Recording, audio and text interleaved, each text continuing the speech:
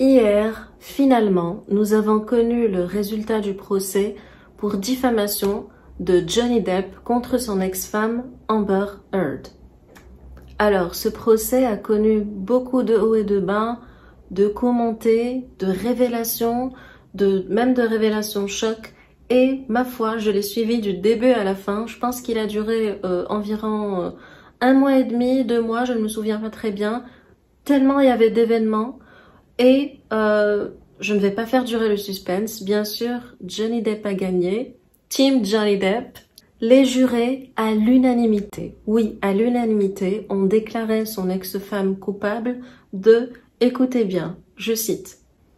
Alors, quand Amber a écrit l'article sur le Washington Post, elle désignait vraiment Johnny Depp. Donc ça, c'est ce qu'on a dit hier au procès. Elle savait très bien que cet article allait nuire à Johnny Depp et elle l'a écrit. Est-ce que Johnny Depp a apporté suffisamment de preuves comme quoi il était victime de violences conjugales? Oui. Est-ce que Amber savait qu'en faisant ce qu'elle a fait, elle allait nuire à la carrière de Johnny Depp et à sa réputation? Oui. Est-ce que Amber, avec ses amis, une certaine nuit de mai, si je me souviens bien, a maquillé une scène et a fait croire que Johnny lui faisait subir des violences conjugales? Oui. Les jurés ont condamné Amber à verser 10 millions de dollars à Johnny Depp au lieu des 100 millions de dollars qu'il avait demandé, en plus de 5 millions de dollars de dommages et intérêts. Mais dans l'État de Virginie, le montant maximal pour dommages et intérêts est de 350 000 dollars. Donc finalement, Amber devra verser 10 millions 350 000 dollars à Johnny Depp.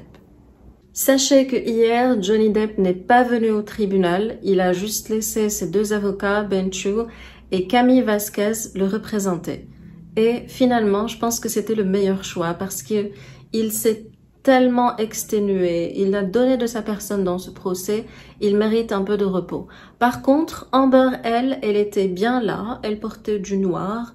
Et pour la première fois, selon le témoignage de beaucoup de personnes, on voyait sur son visage de la tristesse mêlée à de la colère, bref.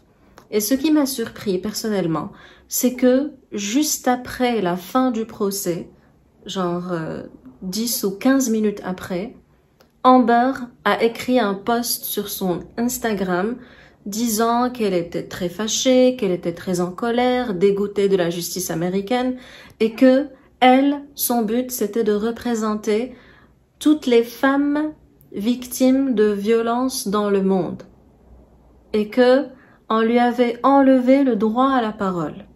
Je ne sais pas franchement ce qui s'est passé dans sa tête. Elle n'a aucun regret, aucun remords et avoir autant de haine envers quelqu'un ou ne pas vouloir reconnaître ses erreurs, franchement, et c'est mon avis personnel, je trouve que c'est dommage et que c'est vraiment bizarre. Hier également, j'ai vu le témoignage de beaucoup de personnes qui étaient expertes en crime, criminalité, violence conjugale et les langues se sont déliées. Je pense et j'espère que Amber n'a pas vu ces témoignages parce que sinon, elle va entrer en dépression. La majorité, 99% des gens, ont dit que Amber n'avait pas l'attitude d'une victime. Elle avait plutôt une attitude qui était agressive. Elle essayait de jouer un rôle, mais malheureusement, je pense que malheureusement ou heureusement, la vérité, l'honnêteté transperce l'écran. Je pense que la majorité des gens ont senti la sincérité et l'honnêteté de Johnny Depp et qu'il parlait, quand il parlait, on voyait les émotions sur son visage, on voyait ses yeux, on sentait qu'il était très émotif. Par contre, quand Amber parlait, elle se tournait directement vers le jury, ce qui, ma foi, la majorité des gens l'ont remarqué et lui ont dit que ce n'est pas une attitude normale. Quand on est en train de raconter une histoire, on la raconte tout simplement et on se dirige vers l'avocat qui nous a posé la question, pas vers des gens. Bref,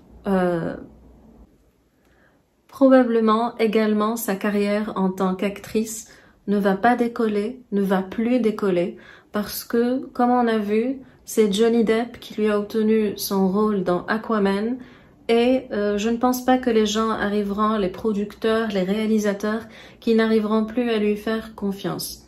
Par contre, j'espère de tout cœur que Disney va comprendre l'énormissime erreur qu'elle a faite parce qu'il ne voulait plus de Johnny Depp dans le Pirate des Caraïbes. J'espère qu'ils vont trouver un arrangement avec lui et qu'il va pouvoir poursuivre sa carrière.